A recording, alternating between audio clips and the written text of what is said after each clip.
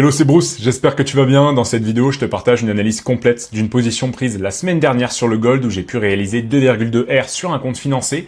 Aujourd'hui, ça va être une vidéo raw, donc je te conseille de suite de quitter la vidéo si tu n'es pas prêt à te focus à 100%, à prendre des notes et à retenir ce que je vais t'enseigner. Je vais aller vraiment dans les détails de l'analyse de cette position et dans les détails des conditions de marché qu'on a actuellement. Donc voilà, si t'es pas prêt à te focus à 100%, je te conseille, comme je te l'ai dit, de quitter cette vidéo. Sinon, on attaque directement sur l'analyse de la position. Juste avant, tu vois, je t'ai mis le rapport ici FTMO, account live. Et ici, tu as les profits du coup que j'ai pu réaliser. Et tu peux voir, on est bien ici le 15 septembre 2025. Ok. Maintenant que c'est fait, voilà, donc tu vois, je te montre pas des profits faramineux non plus, comme tu peux voir aux US. Je vois des vidéos trade recap, par exemple, de TJR qui envoie du 10 à 50 000 euros par trade.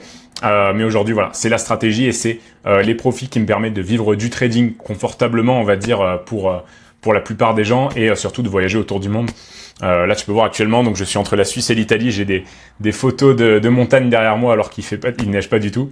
Et ensuite, je bouge, voilà, pour te donner une idée un peu du mode de vie que le trading peut t'apporter rapidement, simplement avec 100, 200, 300 000 euros de financement en propre firme, tu peux largement vivre confortablement au-dessus de la moyenne et tu peux largement surtout voyager comme je peux le faire là. Et pour te dire, par exemple, je vais au Japon en décembre, à Londres là dans 2 semaines et ensuite je pars à Orlando en novembre. Pour te dire à quel point, tu vois, rien que quelques comptes financés, ça peut te permettre de te déplacer autour du monde et surtout ne pas avoir de patron et de pas bosser de 8h à 17h. Donc on est directement parti, je vais te montrer l'analyse pas à pas du weekly jusqu'à la prise de position en M15 et tu vas vraiment comprendre le processus de pensée que j'ai sur mon graphique lorsque je décide de prendre ma position, exactement toutes les confirmations que j'attends dans chacune des unités de temps. On utilisera ensemble donc la fractalité et je vais t'expliquer vraiment en détail tous les concepts que j'utilise. Ok. On commence donc en weekly sur cette position. Alors juste avant, on va reculer dans le passé pour se placer donc juste avant que l'expansion ait eu lieu. Donc on va retourner ici au 12 septembre. On commence ici donc l'analyse en weekly. Alors à ce niveau-là, donc j'ai plusieurs informations. La première information que je peux noter à ce niveau-là, c'est qu'on prend ce point haut avec un gros corps haussier. Donc sur ma bougie de lundi 1er septembre, j'ai une grosse hausse, ok, qui me montre un marché vraiment haussier. Et la bougie clôture au-dessus de ce point haut. Ce qui me montre que ce n'est pas une prise de liquidité. Si j'avais eu une prise de liquidité, on aurait fortement réagi à ce point haut à la baisse, on aurait eu une très longue mèche et je n'aurais pas confirmé mon biais haussier. Là ici, mon biais est confirmé aussi en weekly et tu peux voir à ce niveau-là qu'on a créé un breakaway gap. Le breakaway gap, c'est quoi? C'est simplement un fair value gap ou ma troisième bougie. Donc tu peux voir ici. Je te note la première bougie, deuxième bougie en expansion, et la troisième bougie va être aussi en expansion. Souvent, sur ce type de fair value gap, je m'attends pas, en fait, à ce que le prix retrace à l'intérieur. Je m'attends plutôt à ce que le prix vienne faire une nouvelle hausse jusqu'à son ancien point haut. Donc, admettons ici que le point haut de ma bougie aurait été à ce niveau-là. Bon, là, elle est mal tracée. Voilà. Admettons que le point haut de ma bougie était à ce niveau-là et qu'on aurait ouvert le marché à ce niveau-là, ce qui est exactement ce qu'on a fait, hein, tu peux le voir ici. J'aurais eu en target mon point haut de la semaine précédente, à savoir ce point haut. Donc je peux te le mettre ici. J'aurais eu ce point haut en target plutôt que mon fair value gap, puisque c'est pas un fair value gap sur lequel je m'attends à un retracement. Ok. Donc maintenant que ça c'est clair, tu comprends que en weekly j'avais bien un biais haussier. Si j'avance ici sur ma semaine, là où j'ai commencé à trader, tu peux voir qu'on ouvre à ce niveau-là. Et donc étant donné que c'est un breakaway gap qu'on a créé encore une fois à ce niveau-là avec encore une fois une bougie d'expansion, je m'attendais à ce qu'on aille chercher mon previous weekly high, à savoir ce point haut. Donc tu vois, l'analyse est super simple. Quelle est la direction que je veux sur le prix? Quel est le point que j'ai en target pour ma semaine? Là, ici, c'était ce previous weekly high. Donc je vais descendre en daily et je vais chercher une position, des confirmations en daily pour pouvoir descendre ensuite dans les unités de temps et pouvoir prendre ma position. Ok? Donc on passe ici en daily. Encore une fois, on recule bien sur ma journée car la position a eu lieu au début de ma journée de lundi 15 septembre. Et en daily, ici, on a, encore une fois, plusieurs informations. La première qu'on peut noter à ce niveau-là, on a un fair value gap haussier, dans lequel le prix a plutôt bien réagi ici, jeudi 11 septembre. Tu peux voir, on prend ce point bas avec une belle mèche de rejection, et on part bien à la hausse. Maintenant, j'ai un argument plutôt baissier ici. Tu peux voir que vendredi, on réagit fortement à mon previous daily high avec une mèche. Donc ça, tu vois, c'est un argument baissier. Ici, on me montre une prise de liquidité d'un point haut, pour chuter. Mais on peut voilà mettre ça sur le dos que ce soit vendredi. Vendredi, on a souvent le retracement de fin de semaine. Mais par contre, je vais quand même faire attention à mon point haut ici, car ça peut être une résistance. Ça peut être un point qui me fait peur, sur lequel le prix va pouvoir réagir et partir à la baisse par la suite. Ok ? Donc, tu le verras par la suite, mais on fait vraiment attention à ce point haut. J'ai donc confirmé ici mon biais haussier, on est dans un fair value gap daily haussier, j'ai le point haut en target, j'ai exactement la même vision en weekly et en daily. Ça c'est un point super important, c'est ce qui me permet de filtrer les setups A+. C'est la raison pour laquelle j'ai peu de positions finalement par semaine, je dois être à 3 à 4 maximum, mais je cherche vraiment du setup à forte probabilité et je trade pour te dire entre 3 et 5 actifs par semaine maximum, ok, pour être vraiment toujours focus sur celui qui a le plus de probabilité et pouvoir prendre mes positions dans la semaine, ok. Maintenant, on passe en H4 et je vais chercher des confirmations en H4.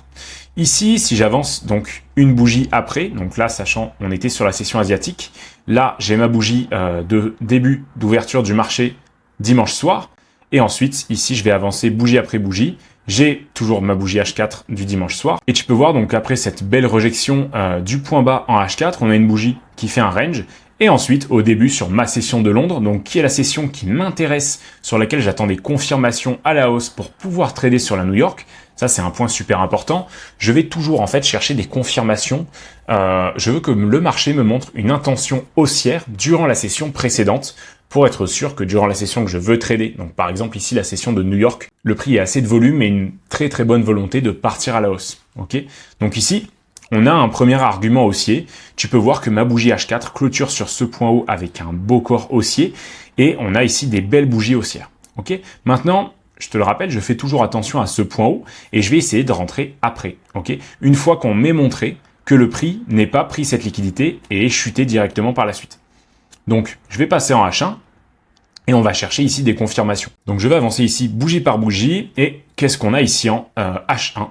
On a, tu peux voir une belle bougie d'expansion haussière, effectivement. Et tu peux le voir, j'ai un gros retracement à ce niveau-là. On a une longue mèche qui vient chuter. Ce point haut-là, si je te le trace, tu peux voir qu'on a aussi une grosse rejection avec la mèche et le prix clôture en dessous avec un corps. Donc ça, c'est un argument baissier, comme je te l'ai montré tout à l'heure. J'attends toujours à avoir de belles clôtures avec un corps sur les points hauts pour être sûr que le prix va partir à la hausse. Maintenant, je vois que le prix réagit. Donc ici, on avait deux scénarios. Je vois ça sur mon graphique. Je me dis, ok, le prix va peut-être réagir à ce point haut et partir directement à la baisse.